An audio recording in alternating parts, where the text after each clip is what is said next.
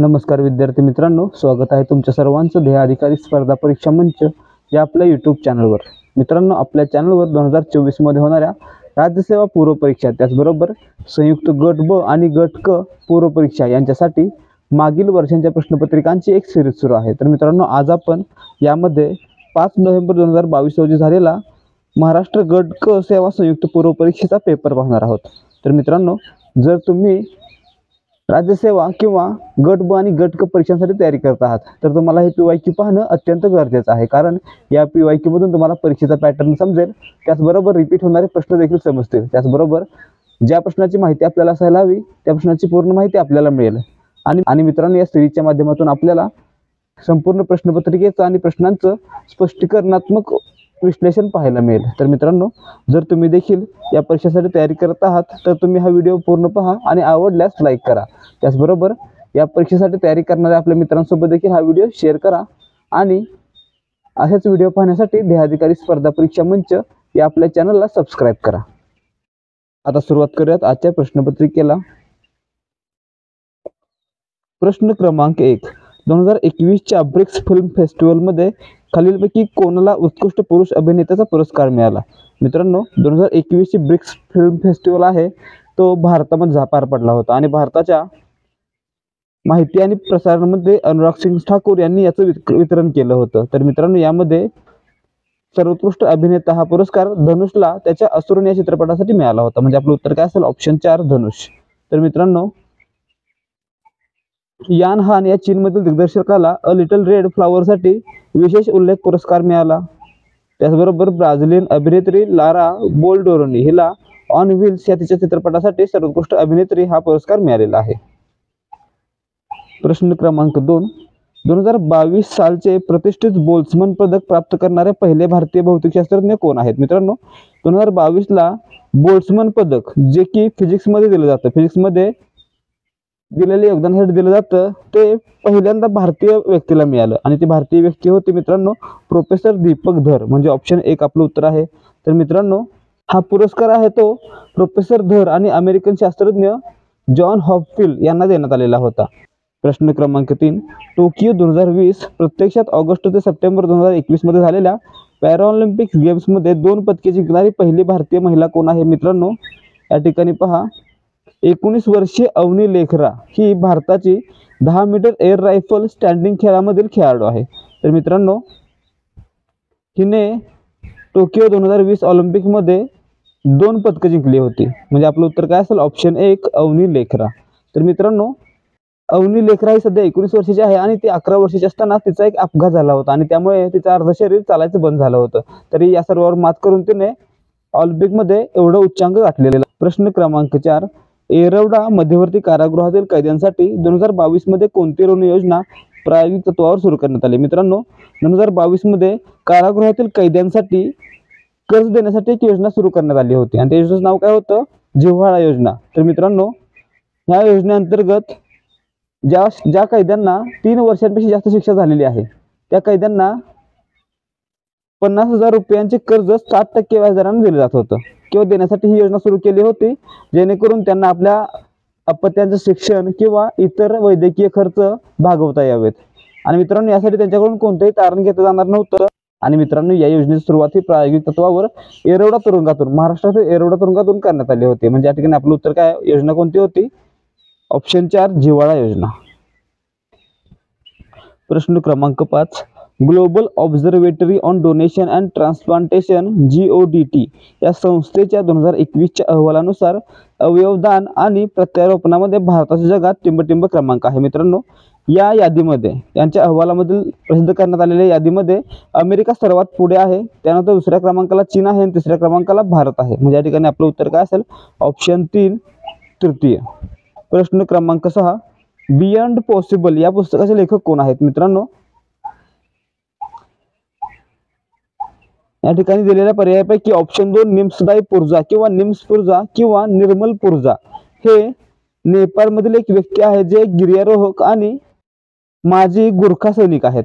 तर मित्रांनो, यांच्या गिर्यारोहणाच्या अनुभवांच्या आधारे त्यांनी हे पुस्तक लिहिलेलं आहे. कोणतं पुस्तक लिहिलेलं आहे? Beyond possible. म्हणजे आपलं उत्तर काय असेल? ऑप्शन 2 निमसदाई पुर्जा. प्रश्न क्रमांक 7, खालीलपैकी कोणता पर्याय अमृत सरोवर मोहिमेशी संबंधित आहे? मित्रांनो, अमृत सरोवर म्हटले काय आलं पाहिजे? जलसंधारण हे आपलं उत्तर असलं पाहिजे. म्हणजे ऑप्शन 1 आपलं उत्तर आहे. मित्रांनो, पंतप्रधान नरेंद्र मोदी यांनी 24 एप्रिल 2022 रोजी अमृत सरोवर योजना लॉन्च केली होती आणि याचा उद्देश काय होता? देशातील प्रत्येक जिल्ह्यात 75 जलस्रोतांचा विकास करायचा होता. ठीक आहे. ही योजना पूर्ण करण्यासाठी ध्येय ठेवण्यात आलं होतं 15 ऑगस्ट 2023. प्रश्न क्रमांक 9, राजीव गांधी ओरांग राष्ट्रीय उद्यान, ज्याचे नाव ओरांग राष्ट्रीय उद्यान असे करण्यात आले आहे, ते कोणत्या भारतीय राज्यात आहे? मित्रांनो, ओरांग राष्ट्रीय उद्यान आहे ते आसाम मधील दारंग आणि सोनितपूर जिल्ह्यामध्ये ब्रह्मपुत्रा नदीच्या काठावर आहे आणि हे आसाममधील सर्वात जुनं अभयारण्य आहे. म्हणजे या ठिकाणी आपलं उत्तर काय असेल? ऑप्शन 3 आसाम. तर मित्रांनो, याला लहान काझीरंगा असं देखील म्हटलं जातं कारण एकशिंगी गेंडे या ठिकाणी देखील आढळतात. तर मित्रांनो, 1999 मध्ये याला राष्ट्रीय उद्यानाचा दर्जा देण्यात आलेला आहे. ठीक आहे. प्रश्न क्रमांक 10, योग्य कथने ओळखा. भारत मध्य एशिया शिखर परिषदेबद्दल. ए, पहिली भारत मध्य एशिया शिखर परिषद जानेवारी 2022 मध्ये आयोजित करण्यात आली होती. मित्रांनो, पहिली भारत मध्य एशिया शिखर परिषद जानेवारी 2022 मध्ये 27 जानेवारी 2022 रोजी आयोजित करण्यात आली होती आणि मित्रांनो ही भारतामध्ये आयोजित करण्यात आली होती. म्हणजे या ठिकाणी विधान ए बरोबर आहे. विधान बी पहा, ताजिकिस्तान, उझबेकिस्तान ही गणराज्ये या शिखर परिषदेत उपस्थित होती. मित्रांनो, या परिषदेमध्ये Kyrgyzstan, Tajikistan, Kazakhstan, Turkmenistan, Uzbekistan या राष्ट्रांच्या प्रजासत्ताकांचे राष्ट्रपती उपस्थित होते. म्हणजे या ठिकाणी विधान 2 देखील योग्य आहे. म्हणून आपलं उत्तर काय असेल? पर्याय क्रमांक 3 ए आणि बी दोन्ही विधाने योग्य आहेत. तर मित्रांनो, ही परिषद दर 2 वर्षांनी आयोजित करण्याचा निर्णय घेण्यात आलेला आहे आणि मित्रांनो, ही परिषद आहे ती 27 जानेवारी 2022 रोजी भारत आणि मध्य आशियाई देशांमध्ये झालेल्या राजनैतिक संबंधाच्या स्थापनेच्या 30व्या वर्धापन दिनी आयोजित करण्यात आली होती. प्रश्न क्रमांक 11, मे 2022 मध्ये नीती आयोगाच्या उपाध्यक्षपदी खालीलपैकी कोणाची नियुक्ती करण्यात आली? मित्रांनो, मे 2022 मध्ये नीती आयोगाचे उपाध्यक्ष राजीव कुमार यांनी काय केलं? राजीनामा दिला आणि त्यामुळे त्यांच्या जागी 1 मे 2022 पासून सुमन के बेरी यांची आयोगाच्या उपाध्यक्षपदी निवड करण्यात आली आहे. म्हणजे ऑप्शन 4 आपलं उत्तर आहे. मित्रांनो, अध्यक्ष कोण असतं? तर पंतप्रधान हे नीती आयोगाचे उपाध्यक्ष अध्यक्ष असतात.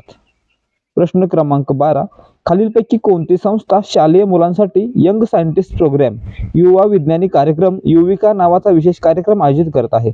मित्रांनो, युविका हा कार्यक्रम इस्रो मार्फत म्हणजेच भारतीय अंतराळ संशोधन संस्था इंडियन स्पेस रिसर्च ऑर्गनायझेशन मार्फत आयोजित केला गेला होता. म्हणजे ऑप्शन 3 आपलं उत्तर आहे.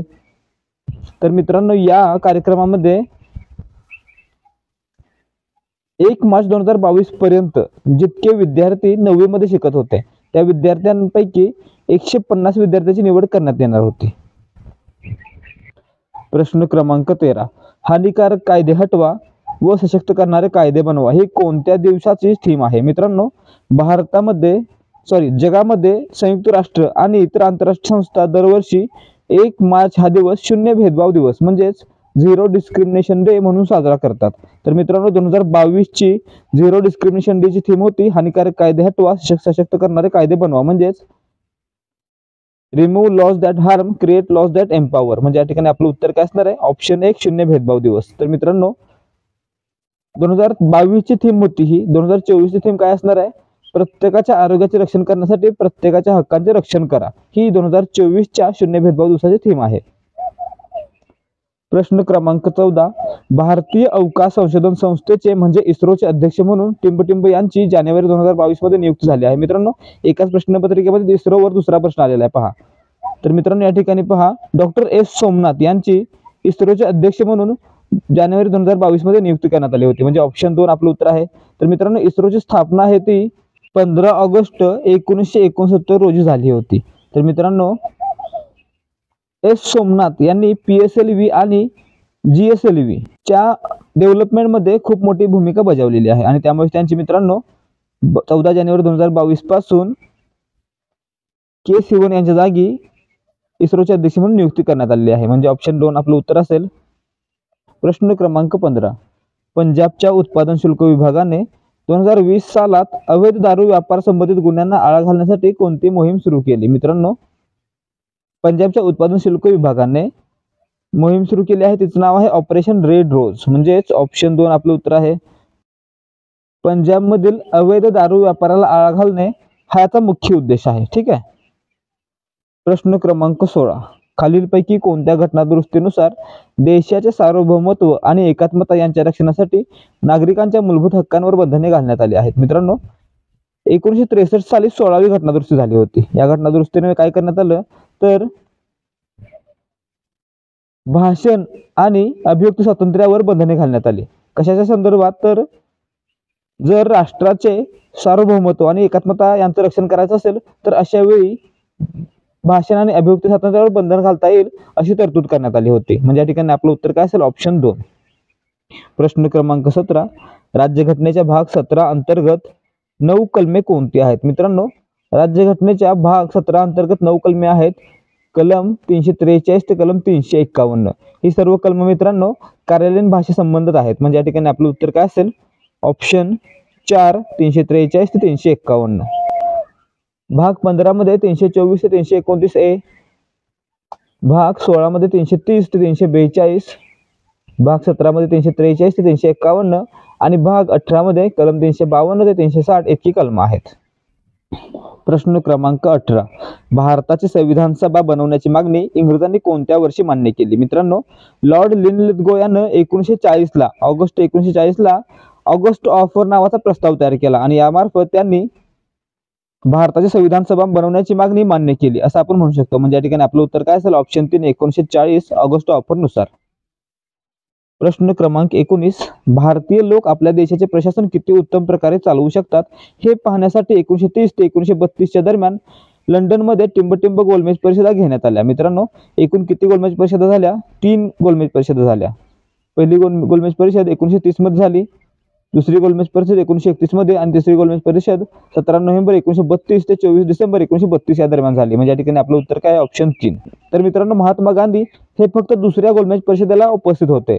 तर मित्रांनो, डॉक्टर B.R. आंबेडकर म्हणजे डॉक्टर बाबासाहेब आंबेडकर, तेज Bahadur Sapru, M.R. Jayakar, M.N. Joshi, C.N. Mudaliar या ज्या व्यक्ती आहेत त्या मित्रांनो तिन्ही गोलमेज परिषदांना उपस्थित होत्या. त्यामुळे यावर देखील प्रश्न येऊ शकतो. प्रश्न क्रमांक 20. भारतीय संविधानाच्या कलम 154 प्रमाणे राज्याची कार्यकारी सत्ता टिंबटिंब यांच्याकडे देण्यात आली आहे. मित्रांनो, कलम 154 कशा संबंधी आहे? राज्यपालांचे कार्यकारी अधिकार. म्हणजे या ठिकाणी कार्यकारी सत्ता कोणाकडे असणार आहे? राज्यपालांकडे असणार आहे. म्हणजे ऑप्शन 3 आपलं उत्तर आहे. कलम 152 राज्यपालांची व्याख्या. कलम 153 राज्याचे राज्यपाल. कलम 154 राज्यपालांचे कार्यकारी अधिकार. कलम 155 राज्यपालांची नियुक्ती. कलम 156 राज्यपाल पदाचा कार्यकाल. कलम 157 पात्रता. कलम 158 कार्यालयाच्या अटी. कलम 159 शपथ किंवा प्रतिज्ञा. कलम 160 आकस्मिक परिस्थितीत राज्यपालांच्या कार्याचे निर्वहन आणि कलम 161 राज्यपालांना माफी देण्याचा अधिकार आणि कलम 162 राज्याच्या कार्यकारी अधिकारांची व्याप्ती. प्रश्न क्रमांक 21. खालील जोड्या जुळवा. यादी 1 यादी 2. मित्रांनो, या ठिकाणी याद्या काय आहेत त्या तर रीड जे आहेत आपले त्याला काय म्हणतो आपण? अध्यादेश. हे जे अध्यादेश आहेत त्यांच्या संबंधी जोड्या जुळवायच्या आहेत. बंदी प्रात्यक्षिकरण म्हणजे काय मित्रांनो? तर या ठिकाणी अटक केलेली व्यक्ती न्यायालयात हजर करावी असा आदेश देणं किंवा अशा प्रकारची मागणी करणं. म्हणजे या ठिकाणी काय आहे? अटकेची कायदेशीरता तपासणे. म्हणजेच ए साठी 4 असेल. परमादेश. मित्रांनो, परमादेश म्हणजे काय तर एखाद्या अधिकाऱ्यास कार्य करण्याचा आदेश देणे म्हणजे परमादेश. म्हणजे बी साठी असेल 3. अधिकार पृच्छा म्हणजे मित्रांनो एखाद्या पदाची कोणत्या पदाच्या हक्काने तुम्ही एखादं काम केलं किंवा त्या पदावर बसला आहात याची कायदेशीरता तपासणे. म्हणजे अधिकार पृच्छा म्हणजे काय? 2 पदाची कायदेशीरता तपासणे. आणि उत्प्रेक्षण म्हणजे काय मित्रांनो? उत्प्रेक्षण म्हणजे खटला कनिष्ठ न्यायालयाकडून वरिष्ठ न्यायालयाकडे हस्तांतरित करणे. म्हणजे डी साठी असेल 1. म्हणजे क्रम कसा आहे? 4 3 2 1. म्हणजेच पर्याय क्रमांक 2 आपलं उत्तर असेल. मित्रांनो, एकूण रीट किती आहेत? एकूण रीट आहेत 5 रीट आहेत.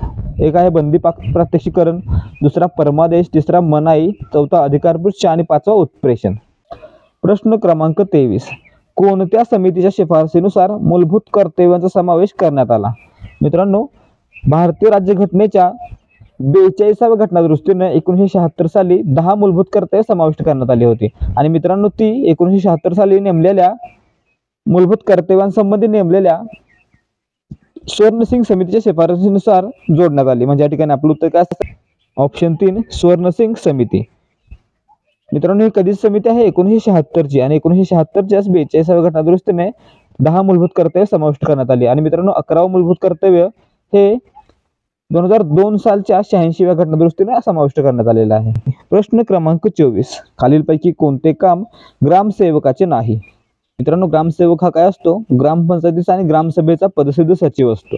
आणि मित्रांनो, त्याची कामं काय आहेत? ग्रामपंचायत निधीचा योग्य वापर करणे, ग्रामसभेचा अहवाल तयार करणे, शासनाने निर्धारित केलेल्या विविध करांची वसुली करणे, ही तिन्ही कामं ग्रामसेवकाची आहेत. म्हणजे या ठिकाणी पर्याय क्रमांक 4 यापैकी नाही हे आपलं उत्तर आहे. प्रश्न क्रमांक 25. कोणत्या घटनादुरुस्ती अन्वये 11वे मूलभूत कर्तव्य यादीत नंतर समाविष्ट केले गेले? मित्रांनो, आता आपण आताच पाहिलेलं होतं 1976च्या 42व्या घटनादुरुस्तीनं 10 मूलभूत कर्तव्ये समाविष्ट करण्यात आली होती. आणि मित्रांनो, आता सध्या संविधानामध्ये एकूण किती मूलभूत कर्तव्य आहेत? 11 आहेत. मग मित्रांनो, 11वं मूलभूत कर्तव्य आहे ते 86व्या घटनादुरुस्तीनं 2002 साली समाविष्ट करण्यात आलं होतं. म्हणजे आपलं उत्तर काय असेल? ऑप्शन 4 86वी घटनादुरुस्ती कायदा 2002. प्रश्न क्रमांक 26. नारायण मेघाजी लोखंडे यांच्या संदर्भातील कोणती विधाने बरोबर आहेत? मित्रांनो, नारायण मेघाजी लोखंडे हे भारतातील कामगार चळवळीचे जनक आहेत. ए बरोबर आहे. बी 1884 मध्ये बॉम्बे मिल हँड्स असोसिएशनची स्थापना केली. मित्रांनो, हे देखील बरोबर आहे. सी ब्रिटिश सरकारचा राव बहादूर हा किताब मिळाला. मित्रांनो, त्यांना justice of peace Rao Bahadur यासारखे किताब मिळालेले आहेत. सी देखील बरोबर आहे. आणि डी महाराष्ट्र लेबर युनियनची स्थापना. मित्रांनो, त्यांनी भारतीय स्तरावर कामगार संघटनाची स्थापना करण्यामध्ये सहभाग दाखवला होता. या ठिकाणी महाराष्ट्रामध्ये नाही किंवा महाराष्ट्र लेबर युनियनची स्थापना त्यांनी केली नव्हती, म्हणून या ठिकाणी डी हे त्यांच्याबद्दल योग्य नाही. बाकी इतर 3 बरोबर आहेत, म्हणून आपलं उत्तर काय असेल? ऑप्शन 2 ए, बी आणि सी फक्त. प्रश्न क्रमांक 27. योग्य जोड्या जुळवा. ए रँड व आयर्स्टचा खून. मित्रांनो, रँड हा कोण होता? पुण्याचा प्लेग कमिशनर. आणि त्याचा लष्करी एस्कॉर्ट होता लेफ्टनंट आयर्स्ट. यांची पुणे या ठिकाणी 22 जून 1897 रोजी दामोदर चाफेकर आणि बाळकृष्ण चाफेकर यांनी हत्या केली होती. म्हणजे या ठिकाणी ए साठी असेल 4 चाफेकर बंधू. बी पहा अभिनव भारत. मित्रांनो, विनायक दामोदर सावरकर यांनी 1904 साली अभिनव भारत नावाची गुप्त संघटना स्थापन केली होती. म्हणजे या ठिकाणी बी साठी असेल 1. सी पहा न्यायाधीश जॅक्सनचा खून. मित्रांनो, अनंत लक्ष्मण कान्हे याने 21 डिसेंबर 1909 रोजी आर्थर मेसन टिपेट जॅक्सन म्हणजेच न्यायाधीश जॅक्सनचा खून केला होता. म्हणजे या ठिकाणी आपलं उत्तर काय असेल? सी साठी 2. आणि कर्जन वायलीचा खून मित्रांनो मदनलाल धिंगरा यानं 1909 मध्ये केला होता.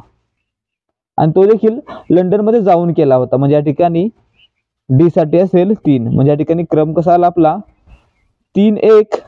4-1-2-3. आणि 4-1-2-3 असलेला पर्याय कोणता आहे? ऑप्शन 1 पर्याय 1. प्रश्न क्रमांक 28. खालील विवरणावरून व्यक्ती ओळखा. ए मराठीतील पहिले पत्रकार. मित्रांनो, मराठीतील पहिले पत्रकार म्हणले की लगेच आठवतं बाळशास्त्री जांभेकर यांनी मराठीतलं पहिलं वृत्तपत्र 1832 साली दर्पण हे सुरू केलं होतं. ठीक आहे. बी पहा, म्हणजे या ठिकाणी विधान ए कोणाबद्दल आहे? बाळशास्त्री जांभेकर यांच्याबद्दल. म्हणजे ऑप्शन 3 आपलं उत्तर आहे. तर मित्रांनो, त्यांनी अक्कलकोटच्या युवराजांचे शिक्षक म्हणून काम केलं. त्याचबरोबर मराठी वृत्तपत्राचे जनक त्यांना म्हटलं जातं, कारण त्यांनी 1832 मध्ये दर्पण हे साप्ताहिक सुरू केलं होतं आणि पुढे 1840 मध्ये दिग्दर्शन हे मासिक सुरू केलं होतं. ठीक आहे. डी पहा कुलाबा वेधशाळेचे संचालक. मित्रांनो, त्यांनी कुलाबा वेधशाळेचे संचालक म्हणून देखील काम केलं आणि त्यांनी नीतिकथा, इंग्लंडच्या विश्वकोशी इतिहास, इंग्रजी व्याकरण, भारताचा इतिहास आणि शून्यावर आधारित गणित हे पुस्तकं लिहिलेली आहेत. म्हणजे या ठिकाणी ह्या सर्व गोष्टी कोणाबद्दल आहेत? बाळशास्त्री जांभेकर यांच्याबद्दल. म्हणजे ऑप्शन 3 बरोबर आहे. प्रश्न क्रमांक 29. कोणत्या राष्ट्रीय सभेच्या अधिवेशनात 2 गट पुन्हा एकत्र आले? मित्रांनो, 1816 साली लखनौ अधिवेशन झालं होतं आणि या अधिवेशनानुसार मुस्लिम लीग आणि राष्ट्रीय काँग्रेस यांचं एक संयुक्त अधिवेशन झालं होतं. म्हणजे या ठिकाणी आपलं उत्तर काय असेल? ऑप्शन 2 लखनौ अधिवेशन. प्रश्न क्रमांक 30. 1928 मध्ये पहिल्या अखिल बंगाल विद्यार्थी परिषदेचे अध्यक्ष कोण होते? मित्रांनो, 1928 मध्ये झालेल्या पहिल्या अखिल बंगाल विद्यार्थी परिषदेचे अध्यक्ष बनले होते पंडित जवाहरलाल नेहरू. म्हणजे या ठिकाणी ऑप्शन 2 आपलं उत्तर असेल. प्रश्न क्रमांक 31. कोणत्या समाजसुधारकाने विधवेशी विवाह केला? मित्रांनो, महिलांसाठी मोठ्या प्रमाणात कार्य केलेले, जसं की 1907 मध्ये पुण्यात महिला विद्यापीठाची स्थापना, 1908 मध्ये निष्काम कर्मठाची स्थापना, पुढे 1896 मध्ये अनाथ बालिकाश्रमाची स्थापना, या सर्व गोष्टी करणारे व्यक्ती होते महर्षी धोंडो केशव कर्वे. आणि यांनीच पंडित रमाबाईंच्या शारदा सदन या संस्थेत शिकणाऱ्या गोदूबाई या विधवा मुलीशी पुनर्विवाह केला होता. आणि मित्रांनो, या गोदूबाई म्हणजेच बाया कर्वे किंवा गोदूबाई कर्वे, ज्यांना आपण आनंदी कर्वे या नावाने देखील ओळखतो. म्हणजे या ठिकाणी आपलं उत्तर काय असेल? ऑप्शन 4 महर्षी धोंडो केशव कर्वे यांनी फक्त विधवांच्या पुनर्वसनासाठी आणि सुधारण्यासाठी कार्य केले नाही, तर त्यांनी स्वतः विधवेशी विवाह केला होता. म्हणजे या ठिकाणी बोले तसा चालले असा हा समाजसुधारक होता. म्हणजे ऑप्शन 4 आपलं उत्तर असेल, महर्षी धोंडो केशव कर्वे. प्रश्न क्रमांक 32. ब्रिटिश काळातील भारताचे अनुद्योगीकरण म्हणजे? मित्रांनो, ब्रिटिशांची नीती काय होती? व्यापार करण्याची. आणि त्यामुळे ते काय करायचे? त्यांच्या देशातील किंवा इतर युरोपमधील महत्त्वाच्या गोष्टी ज्या की भारतीयांना लगेच आवडतील अशा गोष्टी भारतात आणायचे. आणि त्यामुळे भारतामधील हस्तोद्योग आणि इतर कला नाहीशा होऊ लागल्या होत्या. म्हणजे या ठिकाणी हे पहा, भारतातील हस्तोद्योगांचा ऱ्हास झाला. त्याचबरोबर भारतातील कुटीर उद्योगाचा ऱ्हास झाला का? झाला. या दोन गोष्टी घडल्या होत्या. तर सुधारणा झाली का? नाही झाली. शेतीमध्ये सुधारणा झाली का? नाही. मित्रांनो, त्यांनी काय केलं? नगदी पिकं घ्यायला सुरुवात केली. त्यामुळे काय झालं? फक्त एकच पीक घेतलं जाऊ लागलं. त्यामुळे शेती ही नापीक बनायला लागली. म्हणजे या ठिकाणी ए आणि बी ही दोन गोष्टी इंग्रजांनी केल्या होत्या. म्हणजे या ठिकाणी आपलं उत्तर काय असेल? ऑप्शन 1 फक्त ए आणि बी. प्रश्न क्रमांक 33. जोड्या लावा उठाव केंद्राने नेतृत्व. मित्रांनो, 1857च्या उठावाचे केंद्राने नेतृत्व यांची जोड्या लावायचे. कोल्हापूर संस्थानमध्ये उठावाचं नेतृत्व केलं होतं चिमासाहेब यांनी. म्हणजे या ठिकाणी ए साठी असेल 2. कोल्हापूरमध्ये जो उठाव झाला होता मित्रांनो,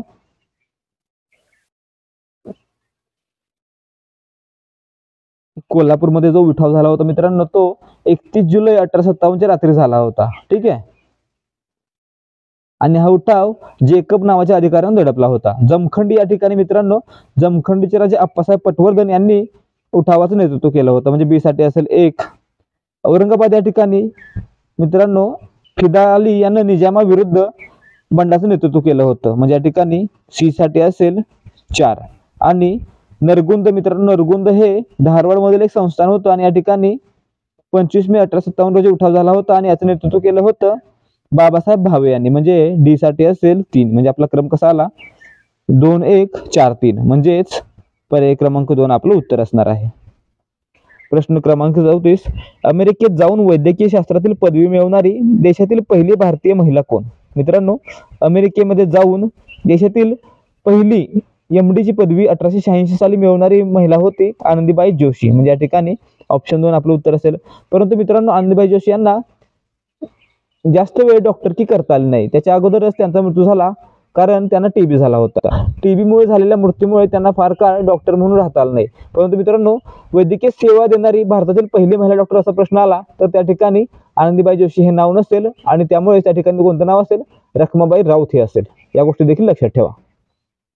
प्रश्न क्रमांक 35. असहकार चळवळीबरोबरच महात्मा गांधीजींनी खालीलपैकी कोणता कार्यक्रम हाती घेतला? मित्रांनो, असहकार चळवळ कधी सुरू केली होती महात्मा गांधींनी? 1920 साली. ठीक आहे मित्रांनो, या चळवळीबरोबरच महात्मा गांधीजींनी स्वदेशीचा प्रसार, हिंदू मुस्लिम ऐक्य, मद्यपान बंदी आणि अस्पृश्यता निवारण या सर्व गोष्टींसाठी कार्यक्रम हाती घेतले. म्हणजे या ठिकाणी आपलं उत्तर काय असेल? ऑप्शन 4 वरील सर्व बरोबर. प्रश्न क्रमांक 36. लोकांना राजकीय शिक्षण मिळावे या उद्देशाने कोणती संस्था स्थापन करण्यात आली? मित्रांनो, या ठिकाणी हा प्रश्न आयोगाने रद्द केलेला होता. याचं कोणतेही उत्तर फायनल आन्सर की मध्ये नव्हतं. तर मित्रांनो, याचं उत्तर आधी काय दिलेलं होतं? डेक्कन सभा असं नाव दिलं होतं. आणि या डेक्कन सभेची स्थापना ही मित्रांनो गोपालकृष्ण गोखले यांनी केली होती. ठीक आहे. प्रश्न क्रमांक 37. 12 मे 1875 रोजी शेतकऱ्यांचा पहिला उठाव कुठे झाला? मित्रांनो, डेक्कनचे दंगे झाले किंवा डेक्कनची दंगल झाली. त्या दंगलीचा भाग होता सुपे या ठिकाणी झालेला पहिला उठाव. म्हणजे या ठिकाणी ऑप्शन 3 सुपे हे आपलं उत्तर असेल.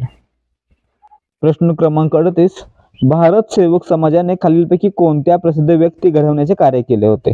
मित्रांनो, भारत सेवक समाज म्हणजे the servants of India society याची स्थापना 12 जून 1905 रोजी पुणे या ठिकाणी गोपालकृष्ण गोखले यांनी केली होती. तर मित्रांनो, या ठिकाणी पंडित श्रीनिवास शास्त्री, पंडित हृदयनाथ कुंजरू, ठक्कर बाप्पा, नामोजी जोशी आणि काकासाहेब लेमिये या प्रसिद्ध व्यक्तींना घडवण्याचं कार्य भारत सेवक समाजाने केलं होतं. म्हणजे या ठिकाणी ऑप्शन 3 A, B आणि C हे आपलं उत्तर असेल.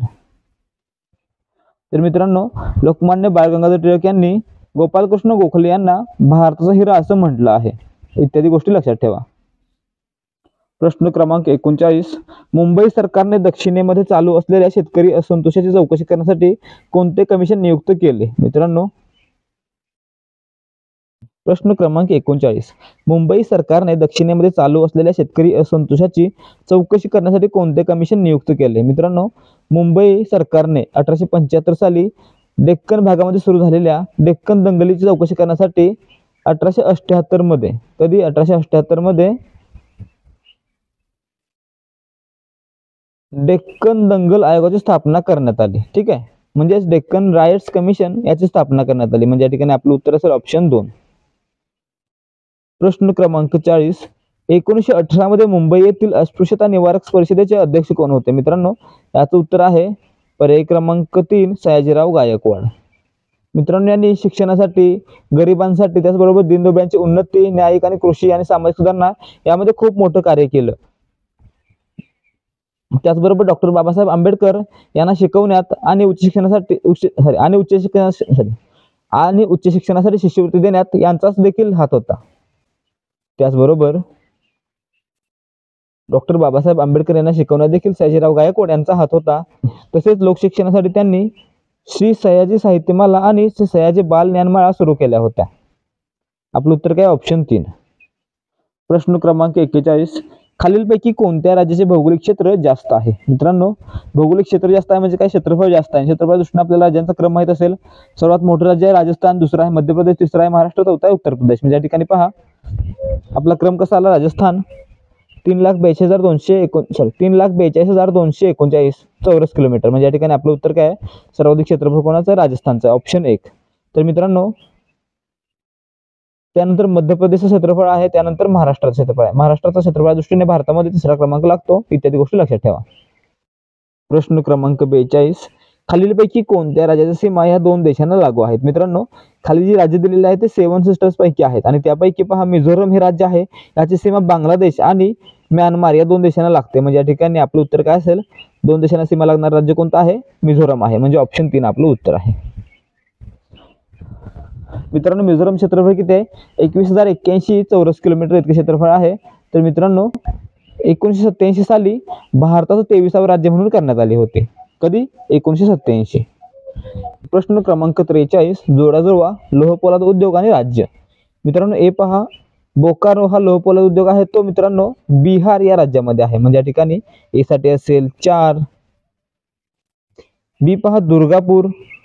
मित्रांनो, दुर्गापूर हा लोहपोलाद उद्योग 1956 साली पश्चिम बंगाल या राज्यामध्ये ब्रिटिश कंपन्यांच्या मदतीने सुरू करण्यात आला होता. म्हणजे या ठिकाणी बी साठी असेल 3. रूरकेला मित्रांनो 1959 मध्ये ओडिशामधील सुंदरगड या ठिकाणी स्थापन करण्यात आला होता. म्हणजे या ठिकाणी उत्तर काय असेल आपलं? सी साठी 2. आणि मित्रांनो, रूरकेला लोहपोलाद उद्योग स्थापन करण्यासाठी जर्मनीने मदत केली होती. त्याचबरोबर मित्रांनो, भद्रावती हा 1923 मध्ये कर्नाटकमध्ये स्थापन करण्यात आला होता. आणि मित्रांनो, याचं आधीच नाव होतं Mysore iron and still limited. म्हणजे या ठिकाणी डी साठी असेल 1. म्हणजे आपला क्रम कसा आला? आपलं उत्तर कसं आलं? 4, 3, 2, 1. म्हणजेच पर्याय क्रमांक 2 हे आपलं उत्तर आहे. प्रश्न क्रमांक 44, महाराष्ट्रातील पर्वत शिखरांच्या उंचीनुसार खालीलपैकी अचूक उतरता क्रम कोणता? मित्रांनो, उतरता क्रम म्हणजे काय? सर्वात मोठ्यापासून सर्वात कमीपर्यंत जायचं. म्हणजे या ठिकाणी सर्वात उंच शिखर कोणतं आहे? कळसुबाई, ज्याची उंची आहे 1,646 मीटर. मित्रांनो, हे सह्याद्री पर्वतरांगेमध्ये अहमदनगर जिल्ह्यामध्ये आहे. ठीक आहे. त्यानंतर दुसऱ्या क्रमांकाला आहे साल्हेर 1567 मीटर, सह्याद्री पर्वतरांगेमध्ये नाशिक या जिल्ह्यामध्ये. तिसरं आहे महाबळेश्वर 1438, हे शंभू महादेव डोंगर रांगामध्ये सातारा जिल्ह्यामध्ये.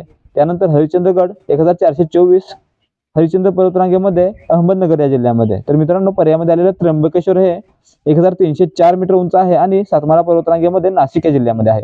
म्हणजे या ठिकाणी क्रम कसा आला, कळसुबाई, साल्हेर, महाबळेश्वर, हरिश्चंद्रगड, सप्तशृंगी, तोरणा, राजगड, रायरेश्वर, अस्तंभ आणि त्र्यंबकेश्वर. म्हणजे या ठिकाणी क्रम कसा आहे, कळसुबाई, साल्हेर, महाबळेश्वर, त्र्यंबकेश्वर म्हणजेच ऑप्शन 1. प्रश्न क्रमांक 45, जनगणना 2011 प्रमाणे कोणत्या जिल्ह्याचे लिंग गुणोत्तर सर्वात जास्त आहे? मित्रांनो 2011च्या जनगणनेनुसार महाराष्ट्राचं लिंग गुणोत्तर किती होतं, 929. आणि मित्रांनो महाराष्ट्रामध्ये जिल्हा आहेत आणि मित्रांनो महाराष्ट्रातील पहिले 5 जिल्हे आहेत ते आहेत रत्नागिरी 1122, दुसरा सिंधुदुर्ग 1036, तिसरा गोंदिया 999, चौथा सातारा 988 आणि पाचवा भंडारा 982.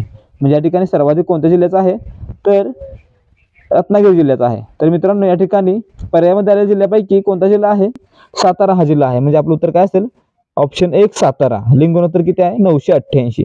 तर मित्रांनो सर्वात कमी लिंग गुणोत्तर असणारे शेवटचे 5 जिल्हे कोणते आहेत, सर्वात कमी मुंबई 832, त्यापेक्षा जास्त मुंबई उपनगर 860, तिसऱ्या क्रमांकाला ठाणे 886, चौथ्या क्रमांकाला पुणे 915 आणि पाचव्या क्रमांकाला बीड 916. प्रश्न क्रमांक 46, महाराष्ट्रातील उष्ण पाण्याचे झरे व त्यांचे ठिकाणे असलेले जिल्हे यांच्या जोड्या लावा. मित्रांनो या ठिकाणी पहा, या ठिकाणी जळगाव जिल्हा आहे. जळगावमध्ये उपनदेव, सुपानदेव आणि चांगदेव हे उष्ण पाण्याचे झरे आहेत. म्हणजे या ठिकाणी पर्यायामध्ये कोणता आलेला आहे, चांगदेव आलेला आहे. म्हणजे डी साठी 1 असेल. ठाणे जिल्ह्यामध्ये मित्रांनो वज्रेश्वरी आणि गणेशपुरी हे 2 उष्ण पाण्याचे झरे आहेत. म्हणजे या ठिकाणी आलेला कोणता आहे, वज्रेश्वरी. सी साठी असेल 2. बी पहा साव. मित्रांनो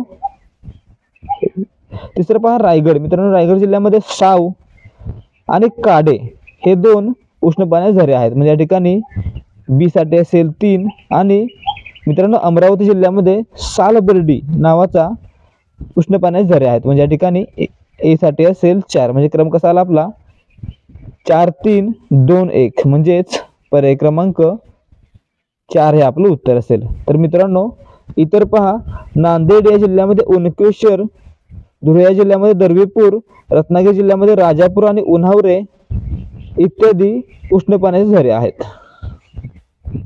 प्रश्न क्रमांक 47, औरंगाबाद प्रशासकीय विभागामध्ये भौगोलिक क्षेत्रफळाच्या दृष्टीने सर्वात मोठा व सर्वात लहान असणारे जिल्हे कोणते? मित्रांनो औरंगाबाद प्रशासकीय विभागामध्ये एकूण किती जिल्हे आहेत, एकूण जिल्हे आहेत 8 जिल्हे आणि 76 तालुके आहेत. तर त्यापैकी मित्रांनो सर्वात मोठा जिल्हा आहे बीड, ज्याच्यामध्ये एकूण 11 तालुके आहेत आणि क्षेत्रफळ आहे 10,793. ठीक आहे मित्रांनो. तर सर्वात लहान आहे तो आहे मित्रांनो हिंगोली, ज्यामध्ये 5 तालुके आहेत आणि त्याचं क्षेत्रफळ आहे 4,524 चौरस किलोमीटर. म्हणजे या ठिकाणी आपलं उत्तर काय असणार आहे, बीड आणि हिंगोली. म्हणजेच ऑप्शन 2. मित्रांनो औरंगाबाद या जिल्ह्यामध्ये म्हणजे आजच्या संभाजीनगर जिल्ह्यामध्ये 9 तालुके आणि त्याचं क्षेत्रफळ आहे 10,107 चौरस किलोमीटर. त्या मानाने बीडमध्ये 10,693 चौरस किलोमीटर इतकं जास्त क्षेत्रफळ आहे. प्रश्न क्रमांक 48, अस्तंबा हे उंच शिखर महाराष्ट्रातील कोणत्या पर्वतरांगेत आढळतात? आता मित्रांनो या ठिकाणी पहा, प्रत्येक पॉईंटवर 2 ते 3 प्रश्न एकाच पॉईंटवर आलेले आहेत, त्यामुळे PYQ नक्की पहा. मित्रांनो या ठिकाणी पहा, अस्तंबा हे शिखर सातपुडा पर्वतरांगेमध्ये नंदुरबार जिल्ह्यामध्ये आहे आणि याची उंची आहे 1325 मीटर. म्हणजे या ठिकाणी आपलं उत्तर काय असणार आहे, ऑप्शन 3 सातपुडा. प्रश्न क्रमांक 49, महाराष्ट्रातील किती जिल्ह्यांच्या सीमा कर्नाटक राज्यास लागून आहेत? मित्रांनो महाराष्ट्रातील एकूण 20 जिल्ह्यांच्या सीमा इतर राज्यांना लागतात, तर काही आहेत त्या बाकीच्या समुद्राला लागतात. ठीक आहे मित्रांनो. तर मित्रांनो या ठिकाणी पहा, गुजरातला महाराष्ट्रातील 4 जिल्ह्यांच्या सीमा लागतात, मध्य प्रदेशला 8 जिल्ह्यांच्या सीमा लागतात, छत्तीसगडला 2 जिल्ह्यांच्या, तेलंगणाला 4 जिल्ह्यांच्या, तर कर्नाटकला 7 जिल्ह्यांच्या सीमा लागतात. त्याचबरोबर गोवाला 1 जिल्ह्याची सीमा लागते. म्हणजे या ठिकाणी आपलं उत्तर काय असणार आहे, कर्नाटक राज्याला किती जिल्ह्यांच्या सीमा लागतात, ऑप्शन 3 7 जिल्ह्यांच्या सीमा लागतात. प्रश्न क्रमांक 50, 1 इंच वायुभार म्हणजे किती? मित्रांनो यासाठी एक फॉर्म्युला वापरायला लागेल. तो फॉर्म्युला काय आहे, P is equal to F divided by A. Pressure is equal to force divided by area. तर मित्रांनो या ठिकाणी याची जी व्हॅल्यू असते ती 33.86 मिलीबार असते, म्हणजेच 34 मिलीबार आपण म्हणू शकतो, म्हणजे ऑप्शन 3 आपलं उत्तर असेल. प्रश्न क्रमांक 51, खालील विधाने पहा. ए, भारतात मान्सून वारे वाहण्यासाठी 30 अंश ते 40 अंश उत्तर अक्षांशाच्या पट्ट्यात जेट वायूचे अस्तित्व कारणीभूत आहे. मित्रांनो बरोबर आहे. भारतामध्ये दिल्लीच्या भागामध्ये जेट वायूचं अस्तित्व असतं आणि त्यामुळेच भारतामध्ये मान्सून वारं वाहतं आणि यासाठी भारताच्या भूमिखंडाचा विस्तृत भाग देखील जबाबदार आहे. म्हणजे या ठिकाणी ए आणि बी दोन्ही विधान बरोबर आहेत, म्हणून आपलं उत्तर काय असेल? ऑप्शन 3 विधान ए आणि बी दोन्ही बरोबर आहेत. प्रश्न क्रमांक 52, मुंबई आग्रा राष्ट्रीय महामार्ग महाराष्ट्रातील कोणत्या शहरातून जात नाही? मित्रांनो मुंबई आग्रा महामार्ग म्हणजेच जुना राष्ट्रीय महामार्ग क्रमांक 3 NH3 हा महाराष्ट्रातील धुळे, मालेगाव, नाशिक, ठाणे, मुंबई आणि शिरपूर यांना जोडतो. परंतु मित्रांनो तो अमळनेर आणि दौंड या दोन जिल्ह्यांमधून किंवा या दोन शहरांमधून जात नाही. आणि मित्रांनो परंतु तो अमळनेर आणि दौंड या शहरामधून जात नाही, म्हणून आपलं उत्तर काय असेल? ए आणि बी फक्त. तो नाशिकमधून जातो, धुळ्यामधून जातोय. मित्रांनो याची एकूण लांबी 1190 किलोमीटर होती, तर महाराष्ट्रामधील याची लांबी 391 किलोमीटर इतकी होती. प्रश्न क्रमांक 53, महाराष्ट्रातील पहिली विजेवर चालणारी रेल्वे 1925 साली मुंबई ते कुर्ला या 16 किलोमीटर दरम्यान धावली होती. म्हणजे या ठिकाणी ऑप्शन 2 आपलं उत्तर असेल. मुंबई ते कुर्ला 1925 किती किलोमीटर? 16 किलोमीटर. प्रश्न क्रमांक 54, सोलापूर जिल्ह्यातील नानज अभयारण्य कोणत्या पक्ष्यांसाठी प्रसिद्ध आहे? मित्रांनो सोलापूर जिल्ह्यामधील माळढोक म्हणजेच नानज अभयारण्य आहे ते माळढोक या पक्ष्यासाठी प्रसिद्ध आहे. म्हणजे या ठिकाणी ऑप्शन 3 आपलं उत्तर आहे. मित्रांनो याची स्थापना ही 1979 ला करण्यात आली होती. ठीक आहे. प्रश्न क्रमांक 55, कोल्हापूर जिल्ह्यातील ज्योतिबा डोंगर टिंबटिंब या नावाने ओळखला जातो. मित्रांनो कोल्हापूर जिल्ह्यातील ज्योतिबा डोंगर आहे तो वाडी, रत्नागिरी आणि केदारेश्वर किंवा केदारनाथ या नावाने ओळखला जातो. परंतु या ठिकाणी मित्रांनो करवीर, पन्हाळा आणि केदारेश्वराची वाड टेकडी हे 3 पर्याय नाही आहेत. म्हणजे ऑप्शन 1 फक्त ए हे आपलं उत्तर असणार आहे. प्रश्न क्रमांक 56, रेपो दर म्हणजे काय? मित्रांनो रेपो दर काय असतो? तर रेपो दर म्हणजे रिझर्व्ह बँक ऑफ इंडिया इतर बँकांना, इतर व्यापारी बँकांना ज्या दराने कर्ज देते त्या दराला काय म्हटलं जातं? रेपो रेट किंवा रेपो दर असं म्हटलं जातं. म्हणजे या ठिकाणी आपलं उत्तर काय असेल? Option 3 reserve bank of India व्यापारी बँकांना कर्ज देते तो दर. प्रश्न क्रमांक 57, खालीलपैकी कोणते भारतातील लोकसंख्या विस्फोटाचे कारण नाही? मित्रांनो लोकसंख्या विस्फोटाचे प्रमुख कारण कोणते आहेत? तर ती कारण आहेत एक तर जन्मदरात वाढ आणि मृत्यूदरात घट. तर मित्रांनो त्यामुळे काय होतं? तर लोकसंख्या वाढ होते, लोकसंख्या ट्रान्झिशन होते. ठीक आहे. तर मित्रांनो याचं कारण काय आहे? तर निरक्षरता, विवाहाची सार्वत्रिकता या 2 गोष्टी याचं कारण आहे. तर एकत्र कुटुंब पद्धती आणि राहणीमानातील सुधारणा ही याची कारण नाहीयेत. म्हणजे या ठिकाणी कोणतं कारण नाही असं विचारल्यामुळे ऑप्शन 2 फक्त सी आणि डी ही याची कारण नाहीयेत. एकत्र कुटुंब पद्धतीमुळे लोकसंख्या वाढू शकत नाही किंवा हे याचं कारण लोकसंख्या वाढीचं कारण नाहीये. प्रश्न क्रमांक 58, FRBM कायदा केव्हापासून लागू करण्यात आला? मित्रांनो FRBM कायदा आहे तो 2003 चा आहे. ठीक आहे. FRBM कायदा 2003 चा आहे आणि हा लागू झाला ती तारीख होती 5 जुलै 2004. म्हणजे या ठिकाणी आपलं उत्तर काय? पर्याय क्रमांक 4. मित्रांनो हा कायदा FRBM कायदा म्हणजेच वित्तीय उत्तरदायित्व आणि अर्थसंकल्प व्यवस्थापन कायदा 2000 साली संसदेमध्ये अटल बिहारी वाजपेयी सरकारने मांडला होता आणि 2003 मध्ये हा मंजूर झाला आणि 2004 पासून 5 जुलै रोजी हा लागू झाला. प्रश्न क्रमांक 59, जुलै 19, 1969 ला 14 व्यापारी बँकांकडील ठेवींचे मूल्य टिंबटिंब किंवा टिंबटिंब प्रश्न क्रमांक 59, जुलै 1969 ला ज्या 14 व्यापारी बँकांकडील ठेवींचे मूल्य रुपये टिंबटिंब किंवा त्यापेक्षा जास्त होते त्यांचे राष्ट्रीयकरण करण्यात आले. मित्रांनो 1969 साली 14 बँकांचे राष्ट्रीयकरण करण्यात आले होते आणि मित्रांनो याचं कारण काय होतं? तर ज्या बँकांचं किंवा बँकांकडील ठेवीचं मूल्य हे 50 कोटी रुपये किंवा त्यापेक्षा अधिक होतं अशा बँकांचं राष्ट्रीयकरण करण्यात आलं. म्हणजे या ठिकाणी आपलं उत्तर काय असेल? ऑप्शन 3 50 कोटी. तर मित्रांनो त्यानंतर पुढे 1980 मध्ये 6 बँकांचं राष्ट्रीयकरण करण्यात आलं होतं. प्रश्न क्रमांक 7, सार्वजनिक आय व्ययाचा खालीलपैकी कोणता विभाग आहे? मित्रांनो सार्वजनिक आवक जावक किंवा खर्च आणि कर्ज या गोष्टी कोण पाहतं? तर सार्वजनिक खर्च, सार्वजनिक उत्पन्न आणि सार्वजनिक कर्ज याच्यामध्ये त्या गोष्टी मोडतात. म्हणजे या ठिकाणी ABC हे आपलं उत्तर असेल. सार्वजनिक स्वास्थ्य हे त्याच्या संबंधित नाहीये, म्हणजे ऑप्शन 3 आपलं उत्तर आहे. प्रश्न क्रमांक 61, खालील विधाने विचारात घ्या. 2011 मध्ये भारतातील लोकसंख्येची घनता 382 दर चौरस किलोमीटर इतकी होती. मित्रांनो बरोबर आहे. 2011 मध्ये भारताची लोकसंख्या 1.21 अब्ज इतकी होती आणि घनता ही 382 प्रति चौरस किलोमीटर इतकी होती. बी पहा, 2011च्या जनगणनेतील देशातील बी पहा 2011च्या जनगणनेनुसार देशातील साक्षरता दर 73% होता. मित्रांनो या ठिकाणी हे चुकलेलं आहे. देशातील साक्षरता दर हा 74% होता.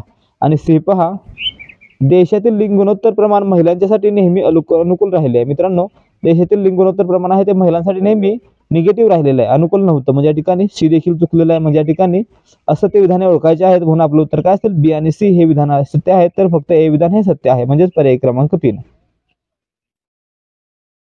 प्रश्न क्रमांक 62, पत पुरवठा अधिकारित योजना टिंबटिंब यावर्षी सुरू करण्यात आली. मित्रांनो पत पुरवठा अधिकारित योजना CAS म्हणजेच क्रेडिट ऑथरायझेशन स्कीम ही 1965 मध्ये सुरू करण्यात आली होती आणि मित्रांनो ती 1989 मध्ये मागे घेण्यात आली होती.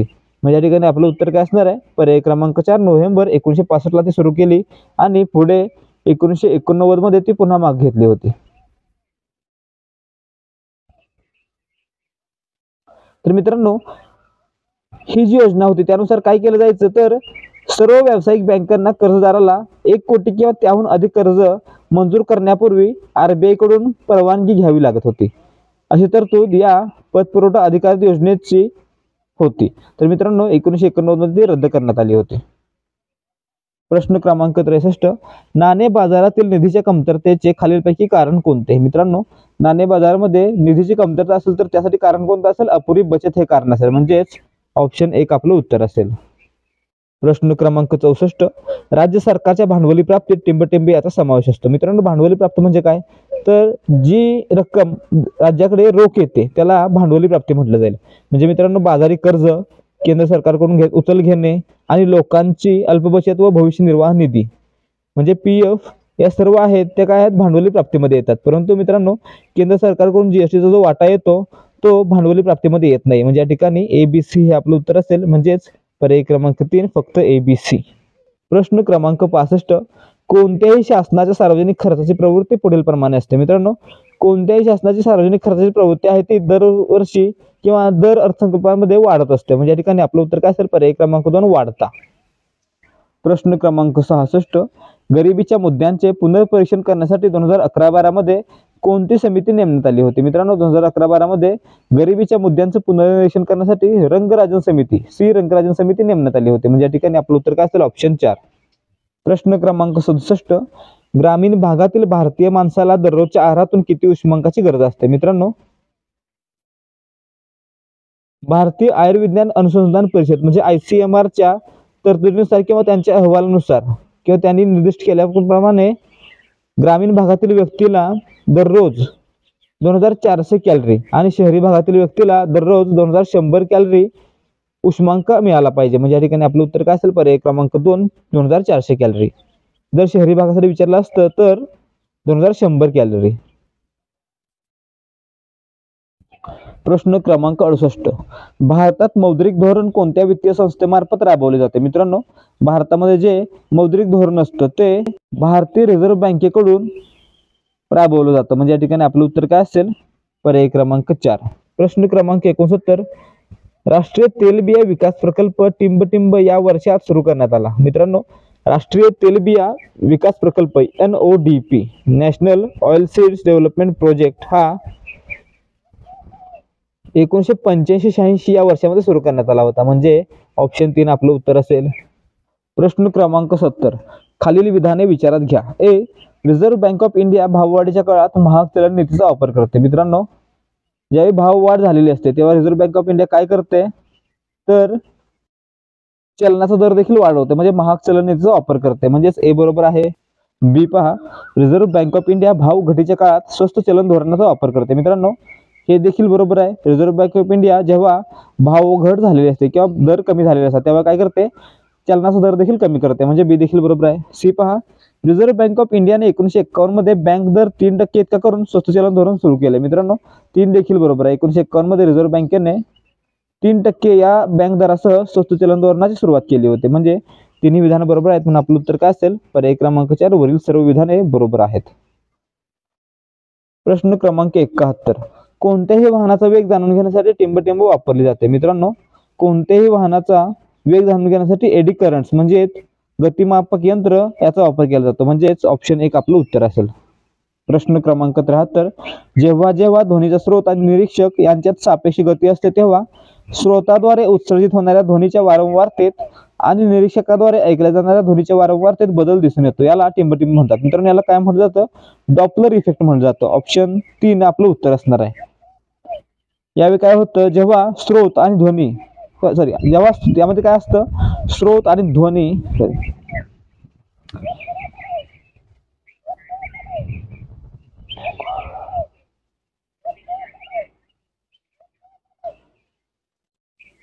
डॉपलर इफेक्ट मध्ये काय असतं मित्रांनो, तर जेव्हा ध्वनीचा स्रोत आणि एखादा निरीक्षक यांच्यामध्ये जी हालचाल होते त्या हालचालीनुसार काय होतं, तर ध्वनीची तरंग लांबी किंवा वारंवारता बदलते, त्यामध्ये बदल घडतो, याला काय म्हटलं जातं, डॉपलर इफेक्ट म्हटलं जातं. प्रश्न क्रमांक 74, खालीलपैकी कोणते मूलद्रव्य जपानमधील मिनामाटा या साथीच्या रोगासाठी कारणीभूत होते. मित्रांनो मिनामाटा हा रोग कशामुळे होतो, मिथाइल मर्क्युरी या संयुगामुळे होतो. आणि मित्रांनो यामधला मुख्य घटक कोणता आहे, मर्क्युरी आहे, पारा आहे. म्हणजे या ठिकाणी आपलं उत्तर काय असेल, पर्याय क्रमांक 4 Hg म्हणजे पारा. हा खाल्ल्यामुळे किंवा हा पोटात शरीरामध्ये गेल्यामुळे काय होतं, तर पाऱ्याची विषबाधा म्हणजेच मिनामाटा हा आजार होतो. प्रश्न क्रमांक 75, फॉस्फरस पेंटाक्लोराइडचा रेणू टिंबटिंब संकरणाने तयार होतं. मित्रांनो यापैकी पहा, फॉस्फरसचं जे संकरीकरण आहे ते काय आहे, sp3d आहे. म्हणजे या ठिकाणी आपलं उत्तर काय असणार आहे, पर्याय क्रमांक 4 sp3d असणार आहे. प्रश्न क्रमांक 76, जर संयोजक कक्षेत एकच इलेक्ट्रॉन असणाऱ्या मूलद्रव्यात क्वांटम क्रमांकाचा संच n = 2, l = 0 आणि m = 0 आणि s = ½ असेल तर ते मूलद्रव्य टिंबटिंब असेल. मित्रांनो जर याप्रमाणे क्वांटम क्रमांकाचा संच असेल तर त्यावेळी ते मूलद्रव्य कोणतं असेल, लिथियम असेल. म्हणजे या ठिकाणी आपलं उत्तर असेल ऑप्शन 1. तर मित्रांनो ज्यावेळी बेरिलियम असेल तेव्हा कोणतं स्वरूप असेल, n = 2, l = 0, m = 0 आणि s = -1/2. या ठिकाणी मित्रांनो s = +1/2 असेल तर लिथियम आणि -1/2 असेल तर बेरिलियम असेल. प्रश्न क्रमांक 77, योग्य जोड्या लावा. गट ए गट बी. ए पहा सॅलॅमेंडर. मित्रांनो सॅलॅमेंडर काय उभयचर प्राणी आहे आणि तो थंड रक्ताचा म्हणजे पॉक्युलोथर्मिक आहे. म्हणजे या ठिकाणी ए साठी काय असेल, 1 असेल, शीतरक्ती. बी पहा बदक चोचा, ज्याला काय म्हटलं जातं, प्लॅटिपस म्हटलं जातं. मित्रांनो हा काय आहे, तर अंडे देणारा सस्तन प्राणी आहे. ठीक आहे, म्हणजे या ठिकाणी बी साठी काय असेल, 4 अंडज सस्तन प्राणी. सी पहा जळू. मित्रांनो जळू काय आहे मित्रांनो, तर तो काय करतो, रक्त पितो, म्हणजे तो सॅंग्विवोरस आहे. सॅंग्विवोरस म्हटलं काय असतं, रक्त पिणारे प्राणी. म्हणजेच सी साठी असेल 2 आणि डी पहा पॅरामेशियम. मित्रांनो पॅरामेशियमचा आकार कसा असतो, आपल्या पायाच्या तळव्याप्रमाणे असतो. म्हणजे या ठिकाणी तो काय असतो, असममित असतो, दोन्ही बाजूला समान नसतो. म्हणजे या ठिकाणी डी साठी असेल 3. म्हणजे आपलं उत्तर काय आलं, 1 4 2 3. म्हणजेच पर्याय क्रमांक 2 हे आपलं उत्तर असणार आहे. प्रश्न क्रमांक 78, हेट्रोनेरिस मध्ये उत्तरवर्ती भागात जननग्रंथी विकसित होतात, त्या जननग्रंथी खंडास टिंबटिंब म्हणतात. मित्रांनो आता उत्तरवर्ती भाग कोणता असतो, तर पाठीचा भाग किंवा पाठीमागचा भाग. हेट्रोनेरिस मध्ये काय होतं, पाठीमागच्या भागामध्ये जननग्रंथी विकसित होतात, त्यांना काय म्हटलं जातं, एपिटोक असं म्हटलं जातं. ठीक आहे, एपिटोकावर काय होतात, जननग्रंथी निर्माण होतात. म्हणजे ऑप्शन 1 आपलं उत्तर असेल. तर मित्रांनो समोरच्या भागामध्ये काय असतं, एटोक असतो आणि एटोक काय असतो, तर अलैंगिक असतो किंवा या ठिकाणी लैंगिकदृष्ट्या विकास झालेला नसतो. प्रश्न क्रमांक 79, खालीलपैकी कोणता मासा ऑस्टिकथायज वर्गातील आहे. मित्रांनो ऑस्टिकथायज म्हणजे काय म्हणायचं, ज्या माशाच्या हाडाच्या सांगाड्यामध्ये किंवा काट्याच्या सांगाड्यामध्ये हाड असतं त्याला ऑस्टिकथायज असं म्हटलं जातं. तर मित्रांनो या ठिकाणी कटला हा मासा आहे तो ऑस्टिकथायज गटातील आहे. म्हणजे 3 आपलं उत्तर असेल. यामध्ये आणखी मासे कोणते आहेत मित्रांनो, एक्झोकोएड्स, हिप्पोकॅम्पस, लॅबिओ, क्लेरियास, बेटा आणि टेरोफिलम हे मित्रांनो हाडांचे मासे आहेत. ठीक आहे.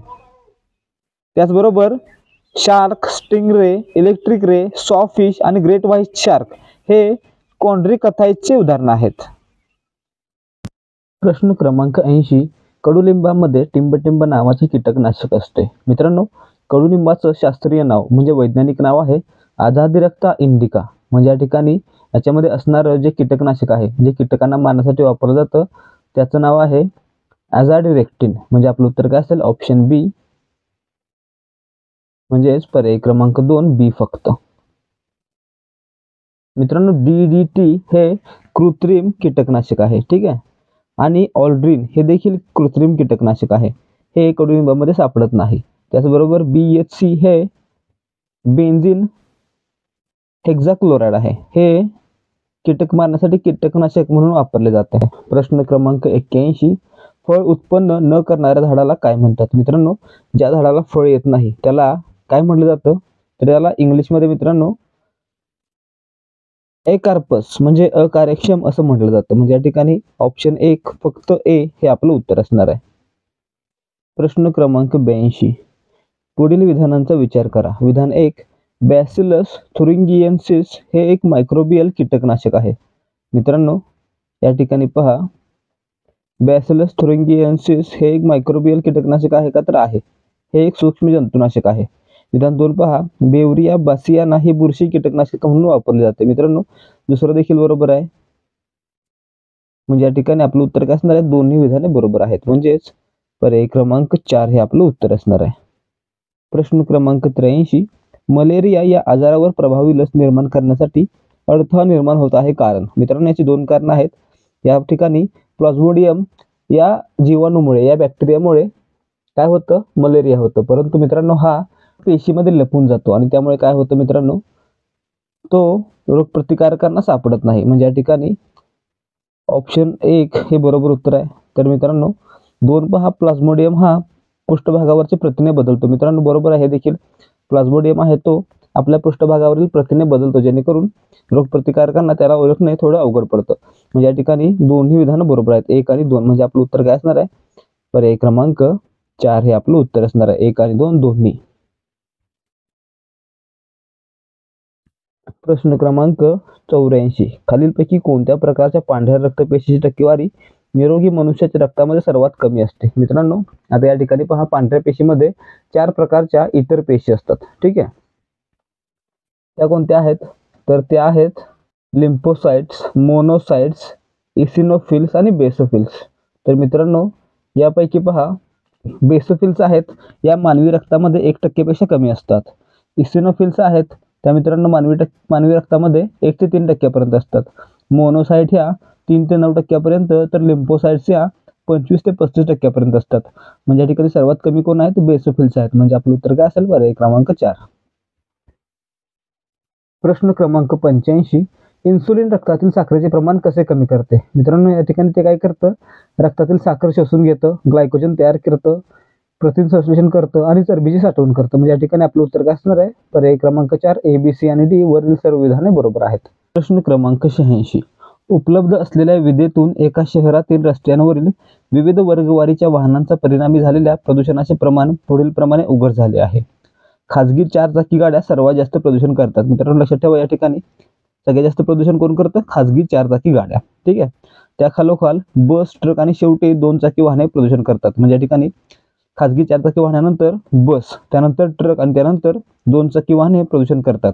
तर या ठिकाणी वरील विधेच्या आधारे काढता येणारे निष्कर्ष निवडा. निष्कर्ष काय आहेत मित्रांनो? ए, शहराच्या रस्त्यांवर धावणाऱ्या दुचाकी वाहनांची संख्या 4 चाकी वाहनांच्या संख्येपेक्षा कमी आहे. मित्रांनो, वरून हा निष्कर्ष निघतोय का? नाही निघत आहे. म्हणजे या ठिकाणी ए हा निष्कर्ष नाही आहे, म्हणून ए विधान चुकीचं आहे.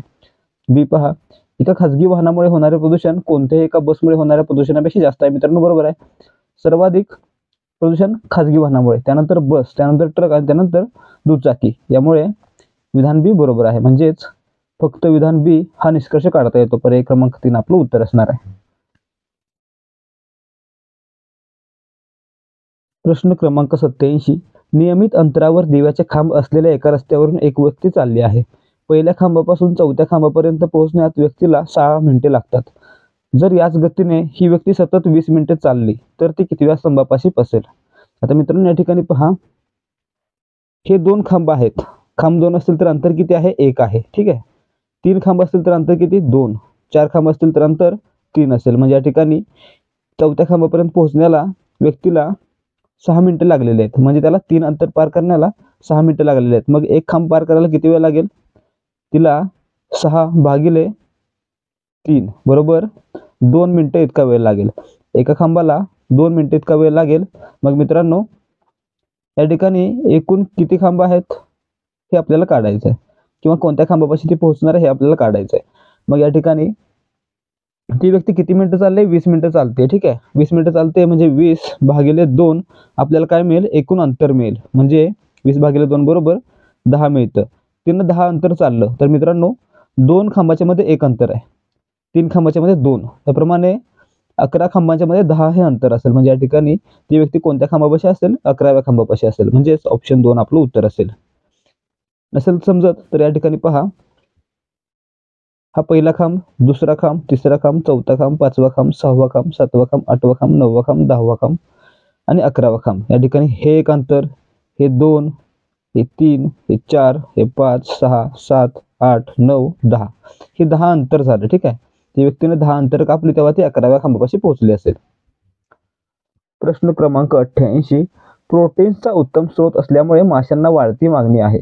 यामुळे आज जगातील जवळपास 70% सागरी साठ्यात गैरवाजवी मासेमारी केली जाते, तर काही ठिकाणी ते पूर्णपणे संपवले गेले आहे. मानवी वापरासाठी मत्स्योत्पादन करण्यासाठी जलशेतीचे प्रमाण सातत्याने व्यापक होत आहे. पण यात मत्स्य शेतीशी संबंधित पाणी प्रदूषण आणि लागून असलेल्या नैसर्गिक माशांच्या समूहात आजारांचा प्रादुर्भाव पसरवणाऱ्या पर्यावरण जोखमीचेही व्यवस्थापन करणे गरजेचे ठरते. यासाठी जलशेती क्षेत्राने मत्स्य प्रजाती, विशेषतः कुपासारख्या भक्षक माशांच्या परिणामकारक आणि पर्यावरणस्नेही पद्धती विकसित केली पाहिजे. सागरी वन्य पकडीचे मासे खायला घालून पोचलेल्या कुपासारखे मासे खाण्याचे धनवान लोकांना वेड असते आणि याचा सागरावर ताण येतो. तर मित्रांनो यावरून निष्कर्ष काय काढता येतोय? या ठिकाणी सागरी मासेमारी या ठिकाणी लोक जे मासे खातात ते मासे सागरातील मासे खाऊन वाढलेले असतात. त्यांना ते मोठे कुपा मासे खायला आवडतात. म्हणजे मित्रांनो ते मासे इतर माशांना खाल्ल्यामुळे इतर माशांची संख्या कमी होते आणि या ठिकाणी त्यामुळेच लोकांना नदी किंवा इतर तलाव यासारख्या स्रोतामधून मिळणारे मासे खायची सवय लावली पाहिजे, ज्यामुळे समुद्रावर येणारा ताण कमी होईल. असा याचा निष्कर्ष असायला हवा. म्हणजे या ठिकाणी पर्याय क्रमांक 3 पहा, सागरावर येणारा ताण टाळण्यासाठी लोकांना तळ्यात व नद्यात राहणारे गोड्या पाण्यातील मासे खायला प्रोत्साहन दिले पाहिजे. हे आपलं उत्तर असणार आहे. प्रश्न क्रमांक 89, अशोकने मोहनपेक्षा उंच उडी मारली. आता मित्रांनो हा अशोक आहे, याने मोहनपेक्षा उंच उडी मारलेली आहे, परंतु त्याने चेतनपेक्षा उंच उडी मारली नाही. म्हणजे मित्रांनो अशोकपेक्षा चेतन उंच उडी मारतो. नरेशने कृष्णापेक्षा उंच उडी मारली. मित्रांनो हा नरेश आहे, त्याने कृष्णापेक्षा उंच उडी मारली, परंतु त्याने मोहन एवढी उंच उडी मारली नाही. म्हणजे मित्रांनो मोहनपेक्षा देखील नरेश हा कमी उंच उडी मारेल. तर उंचीचा उतरता क्रम कसा असेल? आता मित्रांनो या ठिकाणी पहा, CAMNK असा क्रम असणार आहे. सी चेतन, अशोक, मोहन, नरेश आणि कृष्णा. म्हणजे या ठिकाणी आपलं उत्तर काय असणार आहे? पर्याय क्रमांक 3 हे आपलं उत्तर असणार आहे. प्रश्न क्रमांक 91, जर एक काम 10 माणसे दर दिवशी 2 तास याप्रमाणे 5 दिवसात पूर्ण करतात, तर तेच काम 2 माणसे दिवसातून 5 तास करतील, तर त्यांना किती दिवस लागतील? आता मित्रांनो या ठिकाणी 10 माणसं आहेत, प्रत्येक दिवशी 2 तास काम करतात. ठीक आहे. मग मित्रांनो 10 माणसांचं एकूण काम किती झालं दिवसाला? 10 गुणिले 2 किती झालं? 20 काम झालं. ठीक आहे. मग मित्रांनो ते किती दिवस काम करतात? 5 दिवस काम करतात तेव्हा त्यांचं काम पूर्ण होतं. म्हणजे 20 गुणिले 5 बरोबर 100 हे त्यांचं काम आहे. ठीक आहे. मग मित्रांनो जेव्हा 2 माणसे दिवसातून 5 तास काम करतील, म्हणजे ते दिवसामध्ये किती काम करतील? दोघांचे मिळून 10 तास. ठीक आहे. दिवसाला 10 तास काम करतील, तर त्यांना किती दिवस लागतील? मित्रांनो त्यांना 100 भागिले 10 बरोबर 10 इतके दिवस लागतील. म्हणजेच पर्याय क्रमांक 3 हे आपलं उत्तर असणार आहे. आता या ठिकाणी पुन्हा पहा, माणसं किती आहेत? सुरुवातीला 10 माणसं आहेत. दिवसाला किती काम करतात? प्रत्येकी 2 तास. याप्रमाणे दिवसाला 20 तास काम केलं जातंय. आणि मित्रांनो ते एकूण किती दिवस काम करतात? 5 दिवस. म्हणजे 20 गुणिले 5 बरोबर एकूण 100 तास काम केलं जातंय. ठीक आहे. मग मित्रांनो आता माणसं किती राहिली? 2 माणसं आहेत आणि ते दिवसाला किती काम करतात? तर 5 तास काम करतात. म्हणजे 2 गुणिले 5 बरोबर किती? 10. आणि मित्रांनो एकूण काम किती आपल्याकडे? 100 काम आहे. ठीक आहे. 100 काम करायला 10 माणसांना किंवा 10 काम दिवसाला 10 काम करणाऱ्या माणसांना किती दिवस लागतील? तर 100 भागिले 10 बरोबर 10 इतके दिवस लागतील. म्हणजेच पर्याय क्रमांक 3. प्रश्न क्रमांक 92. पुढे 5 विधाने आणि नंतर 3 विधाने विशिष्ट क्रमाने एकत्र करून पर्याय जुळवले आहेत. त्यातून तार्किकदृष्ट्या यथार्थ युक्तिवाद निर्देशित करणारा पर्याय निवडा. युक्तिवाद यथार्थ ठरण्यासाठी जोडणीतील तिसरे विधान हे त्या आधीच्या 2 विधानांवर आधारित निष्कर्ष असायला हवे. आता मित्रांनो या ठिकाणी विधानं वाचायची आहेत. ठीक आहे. आणि पर्यायामध्ये जे विधानं आहेत किंवा उत्तर आहेत त्यानुसारच आपल्याला उत्तर शोधायचं आहे. म्हणजे तो क्रम व्यवस्थित असेल तर ते आपलं उत्तर असेल. आपल्या मनाचा इतर क्रम लावायचा नाहीये. पर्यायामध्ये असतील त्यापैकीच क्रम पाहायचा आहे. ए पहा, काही वाहने पर्यावरणासाठी हानिकारक नाहीत. बी पहा, वाहनांची वाहतूक कार्बन डायऑक्साईड व अन्य हरितगृह वायूंचा उत्सर्ग करते. सी पहा, कार्बन डायऑक्साईड व हरितगृह वायू पर्यावरणासाठी हानिकारक आहेत. डी, काही वाहनांची वाहतूक कार्बन डायऑक्साईड व हरितगृह वायूंचा उत्सर्ग करत नाही. आणि ई, वाहनांची वाहतूक पर्यावरणासाठी हानिकारक आहे. आता मित्रांनो या ठिकाणी पहा BEC पर्याय क्रमांक 1 मध्ये पहा. बी काय? वाहनांची वाहतूक कार्बन डायऑक्साईड व अन्य हरितगृह वायूंचा उत्सर्ग करते. ई काय? वाहनांची वाहतूक पर्यावरणासाठी हानिकारक आहे. आणि सी काय मित्रांनो? कार्बन डायऑक्साईड व हरितगृह वायू पर्यावरणासाठी हानिकारक आहेत. मित्रांनो या ठिकाणी तिन्ही विधानं बरोबर जरी मांडली तरी या ठिकाणी पहिल्या 2 विधानांचा परिणाम किंवा निष्कर्ष तिसरे विधान नाहीये. विधान 2 पहा किंवा पर्याय 2 पहा. CBE. मित्रांनो सी काय? कार्बन डायऑक्साईड व हरितगृह वायू पर्यावरणासाठी हानिकारक आहेत. हा बरोबर आहे. बी पहा, वाहनांची वाहतूक कार्बन डायऑक्साईड व अन्य हरितगृह वायूंचा उत्सर्ग करते. मित्रांनो हे देखील बरोबर आहे. आता याचा निष्कर्ष तिसरे विधान आहे का? ई काय? वाहनांची वाहतूक पर्यावरणासाठी हानिकारक आहे. म्हणजे मित्रांनो या ठिकाणी तिसरे विधान हे पहिल्या 2 विधानांचा निष्कर्ष असू शकतं का? असू शकतं. कारण पहिलं विधान आहे की हरितगृह वायू पर्यावरणासाठी हानिकारक आहेत. दुसरं विधान आहे वाहनं हरितगृह वायूंचा उत्सर्ग करतात. आणि तिसरं विधान आहे वाहनांची वाहतूक पर्यावरणासाठी हानिकारक आहे. म्हणजे या ठिकाणी जुळतंय कोणतं? पर्याय क्रमांक 2 CBE असा क्रम जुळतोय. म्हणजे आपलं उत्तर असेल पर्याय क्रमांक 2.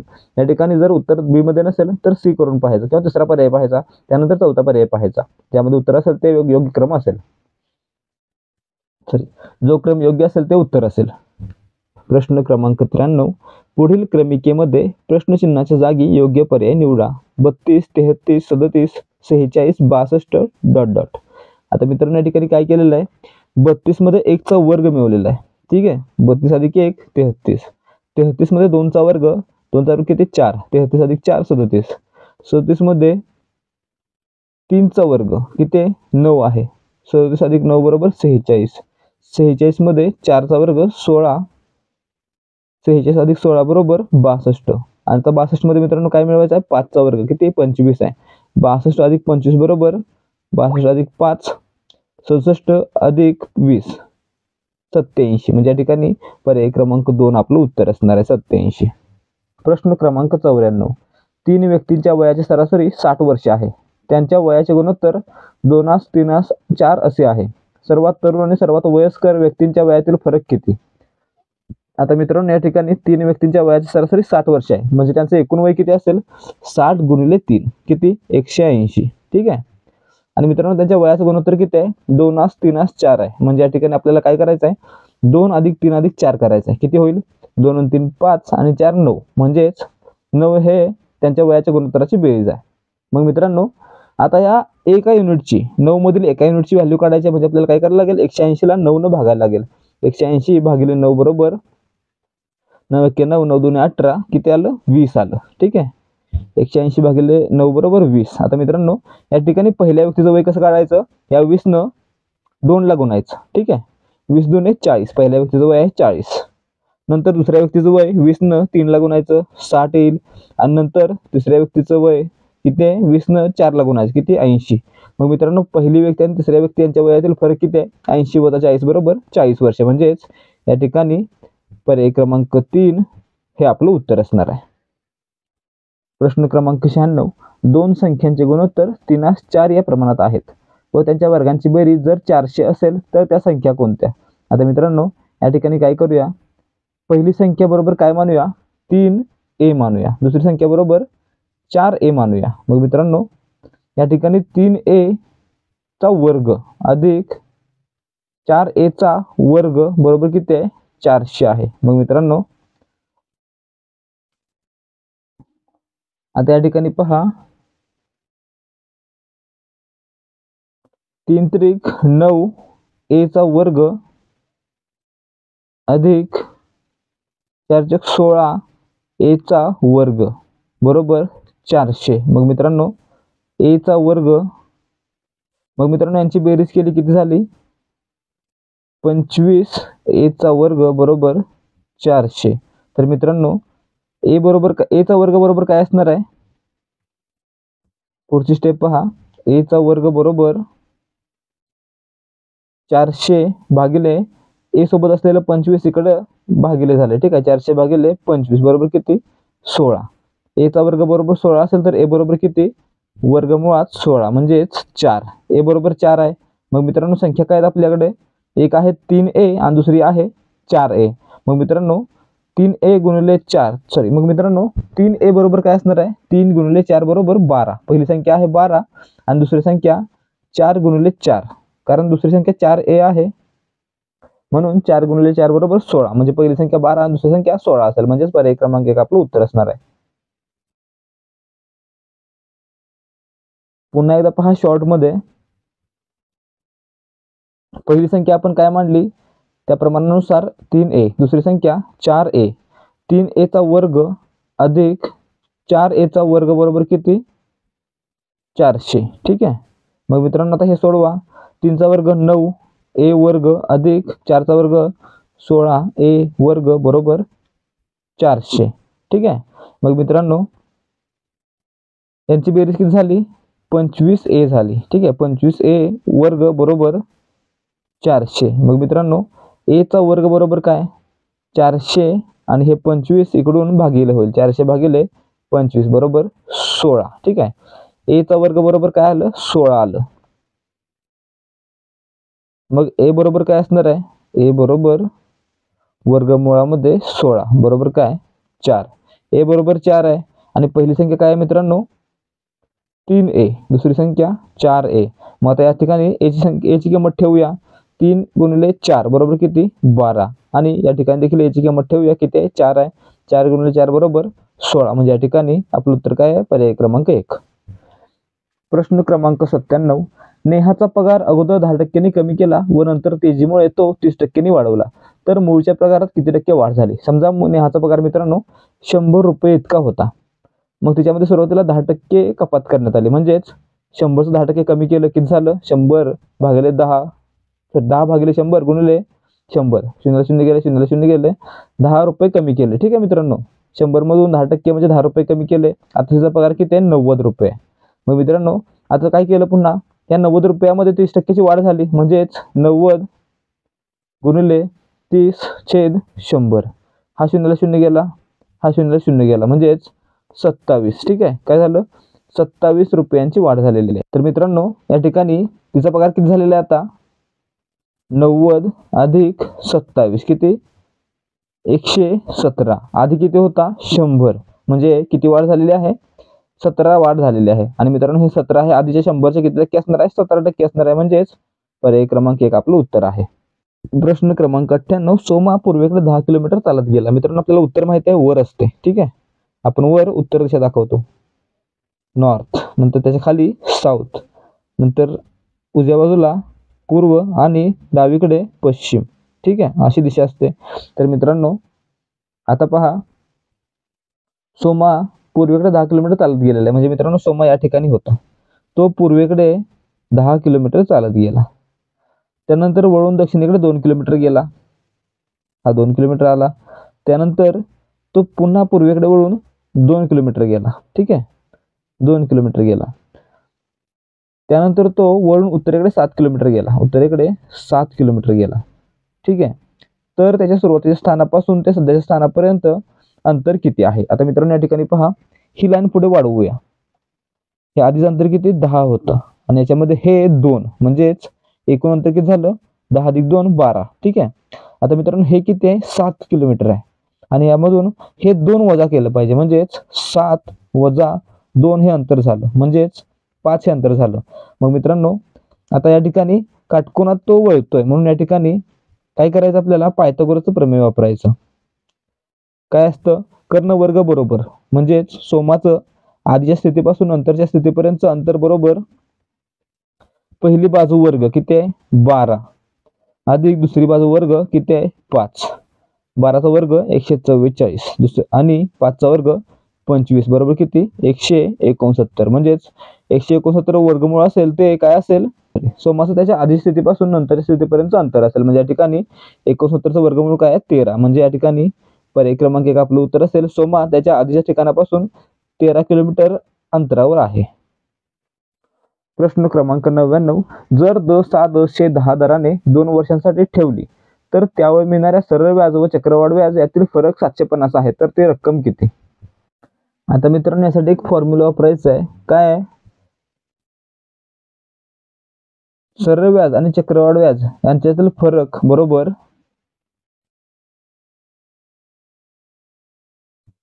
डिफरन्स डी फरक बरोबर पी म्हणजे मुद्दल principal amount into R rate divided by 100 याचा वर्ग किती. काय काय फॉर्म्युला आहे डी म्हणजे काय डिफरन्स सरळ व्याज आणि चक्रवाढ याच्यातील फरक बरोबर पी म्हणजे प्रिन्सिपल म्हणजे मुद्दल गुणिले कंसामध्ये आर छेद 100 चा वर्ग. मग मित्रांनो आता याच्यामध्ये किमती ठेवायच्या आपल्याला. डी बरोबर आपल्याकडे आहे डी बरोबर काय आहे याच्यातील फरक आहे किती आहे 750 आहे.